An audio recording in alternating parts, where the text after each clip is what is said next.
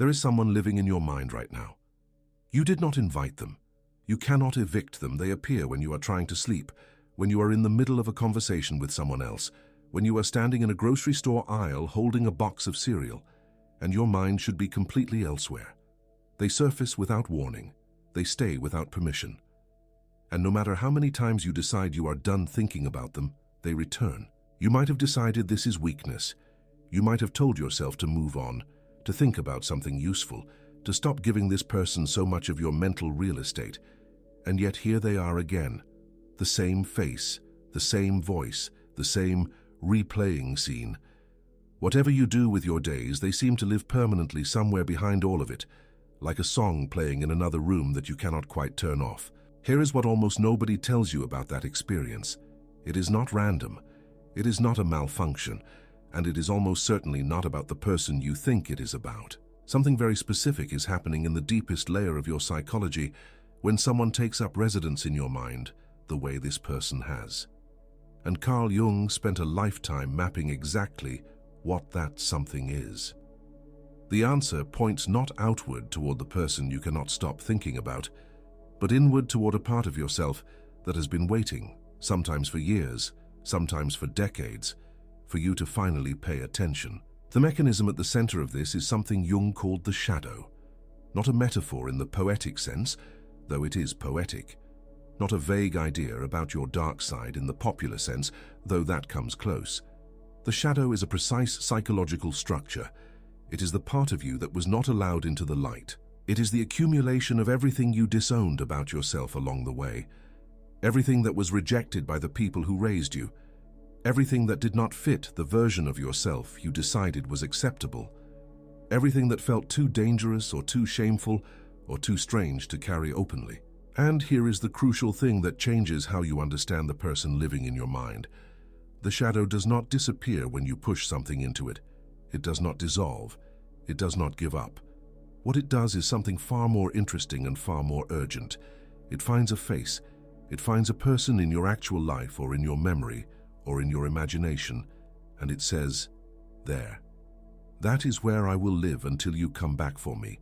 That is where I will place everything you refuse to carry yourself." The person in your mind is carrying something that belongs to you. That is the starting point. That is the thread you're going to follow through everything that comes next.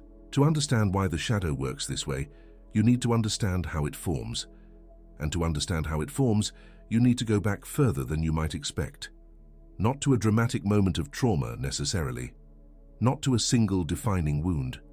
But to something quieter and more constant. To the ordinary daily business of becoming who you are. When you were very young, you came into the world with the full range of human possibility inside you. That is not a romantic notion. It is a psychological fact. Every child arrives carrying the seeds of courage and fear, of generosity and selfishness, of creativity and destruction, of gentleness and rage. The full spectrum of human experience exists in potential in every infant that draws breath. None of it is good or bad yet. It simply is. Then the world begins to respond to you. Your parents react to certain things you do with warmth and to other things with alarm or disappointment. Your teachers praise some qualities and quietly correct others. Your peer group rewards certain behaviors with belonging and punishes others with exclusion. The culture you are born into sends continuous messages about which parts of a human being are acceptable and which parts are to be hidden, managed, or ashamed of. So you learn. You become a student of your own survival. You learn that your anger frightens people, and so you begin to put the anger somewhere out of sight. Or you learn that your softness is treated as weakness, and so you bury the tenderness under a harder surface. Or you learn that your ambition makes other people uncomfortable, and so you pretend you do not want what you want. Or you learn that your sensitivity is called being too much, and so you try to be less. Every one of these acts of self-editing goes into the shadow. Every quality you decided was not safe to show, every desire you decided was not acceptable to feel, every capacity you were told or shown was not welcome in the version of you that other people needed. The shadow grows all through childhood and adolescence and into adulthood, and it does not contain only what seems bad. This is one of the most important things Jung ever said about it. The shadow contains everything that was not integrated, including your courage if courage was punished, including your creativity if creativity was dismissed, including your capacity for joy if joy was treated as frivolous, including your power if power was treated as a threat. The shadow is not a reservoir of your worst self, it is a reservoir of your unlived self. Now here is where it becomes important for what you are experiencing right now. The shadow cannot be destroyed. You cannot think it out of existence. You cannot meditate it away.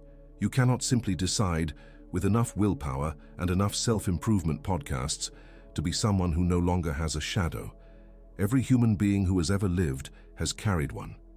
The question is never whether you have a shadow. The question is only whether you know it is there. And the shadow, for its part, does everything in its considerable power to make itself known. It does not wait patiently for you to discover it through peaceful introspection. It has a much more effective strategy. It uses other people. The technical term Jung used for this process is projection, and projection is so elegant and so pervasive and so deeply embedded in the way we experience reality that once you understand it, you will never again see your reactions to other people the same way. Here is what projection does. The contents of the shadow cannot remain permanently invisible. The psyche is built to seek wholeness. It is always underneath all the noise of daily life, working toward integration, working toward bringing what was split off back into the whole. But because the shadow's contents were pushed out of awareness, precisely because they felt too dangerous or too unacceptable to acknowledge, the psyche cannot simply surface them directly into consciousness. That would feel too threatening. So it takes the back door. It finds someone in your external world who in some way carries or seems to carry or triggers the quality that lives in your shadow, and then it places that quality onto them, like projecting an image onto a screen. You look at this person and you see something that is actually yours, dressed in their body and their behavior and their face. Your reaction to them, whether it is fascination or fury or longing or contempt, is the measure of how much of your own material is hanging on them. And when the projection is powerful enough, when the screen is lit up brightly enough, that person starts to live in your mind. Think about what that means for the person who will not leave your thoughts. Think about them right now, if you can hold them in mind for a moment. The intensity of what you feel when you think about them, whether it is yearning or resentment or a kind of ache you cannot fully name, that intensity is not fundamentally about who they are. It is about what they are holding for you. It is about the part of yourself that is looking back at you through their face. This is not a small claim. It is worth sitting with rather than rushing past, because the instinct, almost universally, is to keep the story focused on the other person, to keep analyzing them, understanding them, resenting them, wanting them, needing something from them. The fixation itself is structured to keep your attention moving outward. That is, in a sense, exactly the problem. The shadow is using this person to get your attention, but as long as your attention stays fixed on the person, it never actually reaches the shadow. So let us look at the three most common forms this fixation takes. 3 different emotional textures, 3 different types of people who end up living in your mind, but all rooted in the same underlying mechanism. 3 different ways the shadow speaks through the face of someone else. The first type is the person you cannot stop admiring. This is the one who lives in your mind, not through resentment or grief, but through a kind of magnetism. You think about them with something that feels like longing, though it is not entirely romantic, or at least not only romantic. You think about how they move through the world with a quality you cannot quite name but cannot stop noticing. Their confidence, maybe, their freedom, the way they do not seem to need the approval of others, the way they say what they think, the way they create things or lead people, or simply live in a way that feels larger than the life you are currently inhabiting. You might admire dozens of people in your life without any of them taking up residence in your mind. So why this one? Why does this particular person seem to follow you into your thoughts with such regularity?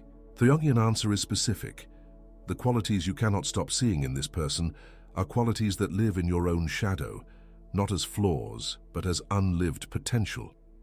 Your psyche is drawn to this person with such force because they are showing you something that was put away in yourself. They are a living example of a possibility that you decided at some point was not available to you. If you are captivated by someone's freedom, ask yourself when you learned that freedom was not yours to have. If you are magnetized by someone's creative courage, ask yourself when you learned that your own creative impulse was something to contain or minimize.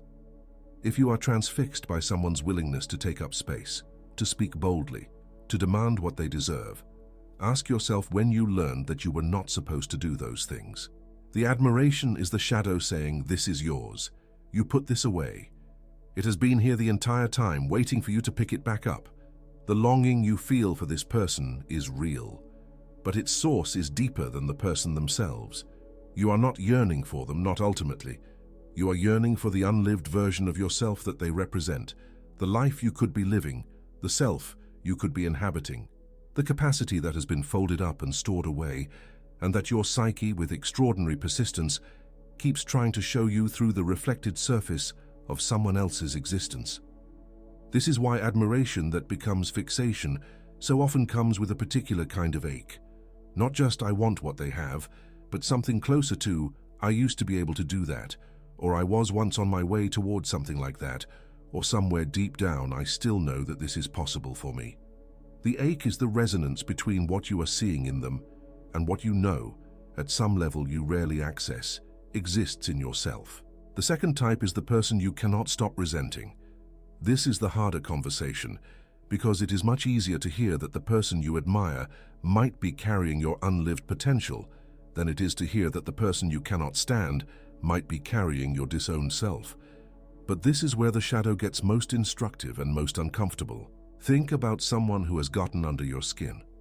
Not just someone you mildly dislike, someone who provokes a reaction that feels disproportionate, that lights up something in your nervous system with more heat than the situation seems to call for.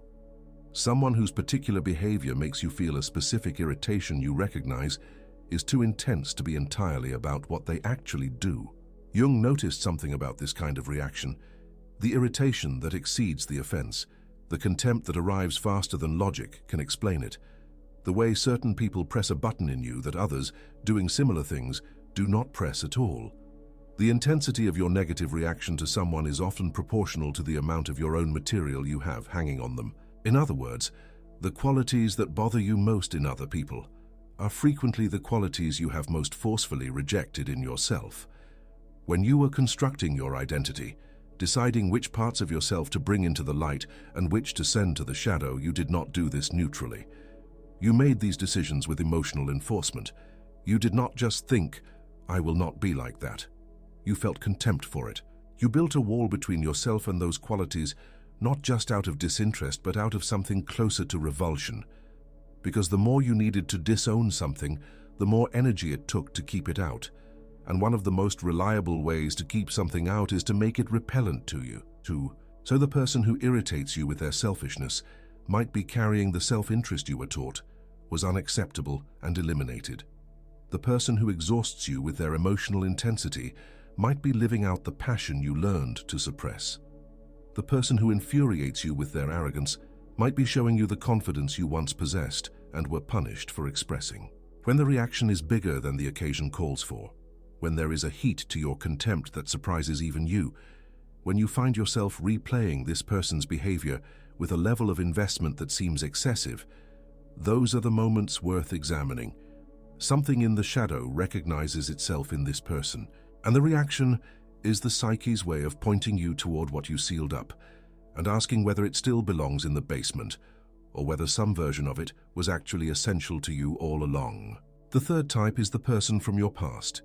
This is perhaps the most emotionally complex category and the most common.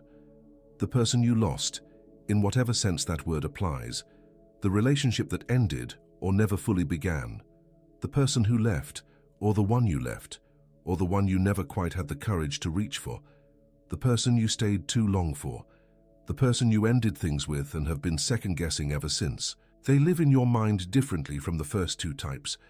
With the idol, the emotion is forward-looking, bright with possibility. With the antagonist, the emotion is hot and close to the surface.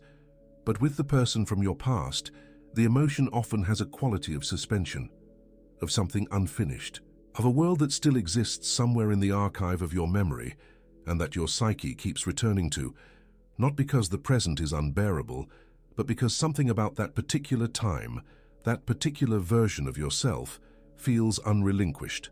The natural explanation is that you miss them, and perhaps you do. But Jung would push past that and ask what you are actually missing, not who, but what. Not the person in their specificity, but the state of being, the possibility, the version of yourself that was alive in that relationship. Because here is what fixation on a past person almost always contains, even when it is not immediately visible. A quality that was present in you during that time that has since been lost or buried or quietly given up. A freedom you felt, a joy you expressed, a vulnerability you allowed, a creativity that was activated, a courage that was present, something that was alive in you during that chapter that does not feel as alive in you now. And because the psyche associates that aliveness with the person, it keeps returning to them as if returning to them would restore it. This is the shadow's way of telling you that the loss is not primarily about the relationship. It is about the self that existed within the relationship. And the real invitation that keeps arriving every time this person surfaces in your thoughts is not to get back what you had with them. It is to get back what you had in yourself. This distinction matters enormously, because if you believe the fixation is fundamentally about the other person, you will spend your energy either trying to recover them or grieving that you cannot, or constructing elaborate stories about what might have been. All of that energy stays fixed on the screen rather than turning toward the projector. But if you understand that the fixation is a message about a disowned part of yourself, then the energy has somewhere useful to go. It can move inward, toward reclamation, toward the actual work of getting back what was lost. Now there is something else that needs to be said, and it is one of the most important things in this entire conversation. The shadow is not your enemy. The fixation is not a punishment. The person living in your mind is not a torment sent to make you suffer. What is actually happening is that your psyche is trying to heal itself. The shadow wants integration, not because integration is philosophically desirable, but because the psyche is built with wholeness as its orientation. Just as the body moves toward healing when wounded, the psyche moves toward psychological wholeness. The shadow pressing its contents into consciousness through the mechanism of projection is the psyche saying, "We need this back. We need what was left behind. We cannot become what we are capable of being while leaving so much of ourselves in the basement." The fixation is urgent because the need is urgent. The person who will not leave your mind is there because the shadow will not stop sending the message, and the message will keep arriving in the same form or in new forms as long as the underlying content remains unexamined and unintegrated. You might have noticed in your own experience that fixations do not disappear simply through distraction. You can occupy yourself completely and still find this person waiting for you when the occupation ends. You can tell yourself firmly to stop thinking about them and find that the instruction backfires, that the more you push against the thought, the more reliably it returns. This is not weakness of will, it is the nature of the mechanism. Suppression is exactly what created the shadow in the first place. Attempting to suppress the fixation is attempting to use the original problem as the solution. It does not work.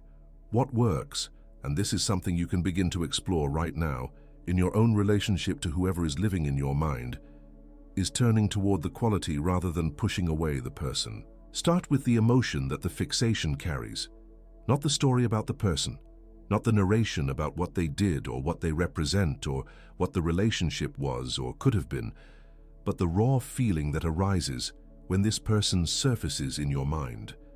Name it as precisely as you can, not just sad or angry or longing, but something more specific. Is it a hunger, a grief, an indignation? A nostalgia that is also a kind of hope, a yearning that is so familiar it almost feels like a permanent feature of your inner landscape. Whatever that feeling is, it is the shadow speaking. It is the carrier signal.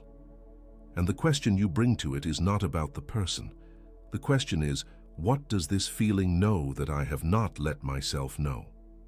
If the emotion is longing, ask yourself what you are longing for in yourself. Not what you want from the person, but what quality, what way of being, what unlived possibility is trying to make itself felt through this longing. If you have been captivated by someone's freedom, the real question is what in your own life has been too rigidly contained, and what would it look like to begin, carefully and genuinely, to unconstrain it. If the emotion is grief or longing for a past person, ask yourself what was alive in you during that time that has since gone quiet. Make it specific. Not just "I was happier then," but in what precise ways were you more yourself? What were you doing that you are no longer doing? What were you allowing yourself to feel that you have since sealed off? What were you reaching for that you have since stopped reaching for? The person was the context, but what they activated was in you before they arrived and remained latent after they left. There is a paradox woven into all of this that is worth naming directly. The more urgently you chase the projection, the further you get from what you actually need. The person living in your mind draws your attention outward, toward them, toward the relationship, toward the story of what is or was or might be between you. And as long as your attention stays there, the shadow's actual message never reaches you. The fixation becomes a loop. You think about them, you feel the feeling, you think about them more, you elaborate the story, and the underlying content stays exactly where it has always been, unexamined, unintegrated, unhealed. The withdrawal of a projection is not the same as giving up on the person. It is an act of honesty. The willingness to say, some of what I have been feeling is genuinely about you, and some of it is genuinely about me, and I'm going to stop confusing the two. And here is something remarkable that happens when you begin to genuinely do this work. The grip of the fixation loosens, not because you have forced yourself to stop thinking about the person, but because the message has been received. When the shadow's content finds a more direct route into consciousness, the external screen loses some of its charge. The person can still exist in your thoughts, but they begin to feel less like a compulsion and more like a memory, less like a hunger that cannot be satisfied, and more like something you have begun to understand. This does not mean the feelings are not real. They are real. Every bit of longing and admiration and grief and resentment that you have felt is a genuine emotional event. But it means the feelings are no longer trapped in a story about another person. They become information about yourself, and information is something you can work with. Now let us talk about something that gets overlooked in almost every conversation about shadow work, and that is the question of why this particular person at this particular time in your life. The shadow does not project randomly. The timing matters. When a specific projection becomes especially strong, when a particular person takes hold in your mind with unusual intensity, there is almost always something in your present circumstances that is activating the relevant shadow material. Something in your current life has created a condition in which the disowned quality is especially needed, or the unlived possibility is especially pressing, or the unresolved emotional pattern is especially active. The person living in your mind is also a kind of timing signal. They are appearing now, with this degree of intensity, because something in your present life is asking for what they represent. Which means the invitation embedded in the fixation is not just about psychological archaeology, not just about excavating old wounds. It is about what your life is asking of you right now. What is the quality you have been projecting onto the person in your mind? And what would it mean to bring that quality into your actual present life? Not eventually, not as an aspiration, but now, in the decisions you are making, in the relationships you are navigating, in the work you are doing, in the choices you are quietly avoiding because they require something you told yourself you do not have. This is where the work stops being merely interesting and starts being genuinely difficult. Because looking at the shadow is one thing, reclaiming what is in it is another. The disowned qualities did not go into the shadow by accident. They went there because at some point in your history, they were not safe. And some part of you still carries the memory of that danger, even if the external circumstances that created it have long since changed. The child who learned that their anger was threatening still feels somewhere beneath the rational adult surface that anger is threatening. The person who learned that wanting too much invites disappointment still feels, underneath the carefully managed expectations, that desire itself is dangerous. Reclaiming a shadow quality does not mean simply deciding to have it. It means working through the layer of fear or shame or old experience that made it feel necessary to give it up. It means finding out whether the belief that this quality is unacceptable is actually true in your current life, or whether it is a policy that was set in a different era and has been running without ever being updated. And this is slow work. It does not fit into a single insight or a single moment of clarity. It happens in increments, a conversation where you allow yourself to say something you would previously have swallowed, a decision where you choose your own direction over the comfortable approval of others, a small act of courage that reclaims a fraction of what was stored away, and that, over time, compounds into something that begins to look like wholeness. The person in your mind is not the obstacle to this work. They are not the problem you need to solve. In the deepest sense, they are the invitation. They are the precise form that your shadow chose to wear when it decided that the time had come for you to stop looking past what you need and start looking directly at it. Consider what it would mean if this were true. If the person who has been living in your thoughts, rent-free and uninvited and maddeningly persistent, is actually a messenger from the deepest layer of your own psychology. If all the energy you have spent thinking about them, missing them, resenting them, fantasizing about them, is energy that the shadow has been using to try to get your attention. Not about them, about you, about what was put away, about what is waiting to be reclaimed. There is something almost startling about that realization when it fully lands, because it shifts the entire weight of the situation. All of that yearning, all of that resentment, all of that grief, instead of being pointed outward toward a person you cannot reach, suddenly has somewhere to go. It becomes information rather than suffering. It becomes the beginning of something rather than the repetition of something. And what it becomes the beginning of is the most important relationship you will ever have. Not the relationship with the person in your mind, the relationship with yourself, with the parts of yourself that have been living in the shadow, with the unlived possibilities that have been trying to reach you through the face of someone else, with the disowned capacities that have been pressing against the walls of your identity, looking for a way back in. Jung believed the goal of a full human life was something he called individuation, the process of becoming, as fully as possible, who you actually are.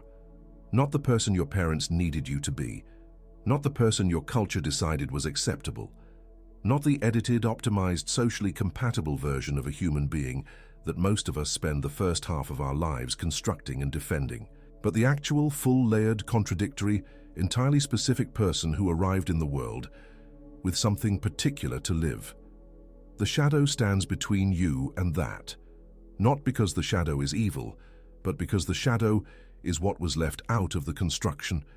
The individuation process is largely the process of going back for what was left, integrating what was split off, becoming whole, not in the sense of being without darkness or difficulty, but in the sense of owning all of it, not having huge swaths of yourself living underground and expressing themselves only through your reactions to other people. The person in your mind, whoever they are, is one of the teachers in that process. They may be the most insistent teacher you have right now, precisely because they are so difficult to ignore. The shadow chose well. It found someone who would not let you look away, someone who would keep appearing with enough intensity to finally make the message unmissable. The question is whether you have been looking at the message or only at the messenger. There is a particular kind of relief that comes when you begin to genuinely turn the attention inward. Not the forced relief of telling yourself to feel better, but the real relief that comes from recognition. From the moment when you stop asking why this person will not leave you alone and start asking what part of yourself has been trying to reach you through them. From the moment when the fixation stops feeling like something happening to you and starts feeling like something you are finally in conversation with. That relief is the beginning of something. Because once you name the quality that has been disowned and see it clearly, the projection begins to lose the compulsive quality that defined it. The person in your mind does not necessarily disappear, but they become different. Less like a hunger, more like an old companion whose message you finally understand. Less like something you need to resolve, more like something that has already done its work by getting you here to this moment, to this willingness to ask not what is wrong with you for thinking about this person, but what your inner world has been trying to tell you, to this capacity to hold the question open rather than filling it immediately with another layer of the same story. The shadow's work is not finished in a single conversation. Integration is a lifelong process. The aspects of yourself that have been stored longest are often the most resistant to easy reclamation. Bringing them back requires patience and something close to gentleness. Not just toward the quality itself, but toward yourself for having put it away in the first place. The parts you stored were stored for a reason. The reason may no longer be current, but the storing made sense when it happened. What changes is that you recognize those choices are not permanent. The shadow is not a life sentence. What went in can come back out. What was disowned can be reclaimed. What was stored can be integrated. And the person who is living in your mind right now, however much difficulty and longing and restlessness they have brought with them, has been all along a carrier of that possibility. This is what your shadow wants. Not the person, not the resolution of a relationship, not a specific outcome in the external world. What it wants is your attention. What it wants is the return journey, the willingness to go back into the parts of yourself you have been avoiding, to retrieve what was stored, and to carry it consciously into your life. It wants you to stop needing a screen for what is yours. It wants you to look directly at it, name it, and begin the long, necessary, entirely possible work of becoming more fully yourself. The person in your mind gave it a face. The face got your attention. Now the attention is pointing somewhere new, somewhere that has been waiting for a very long time, somewhere closer than the person ever was or could be. It is pointing at you, and what you do with that is the beginning of everything that comes next.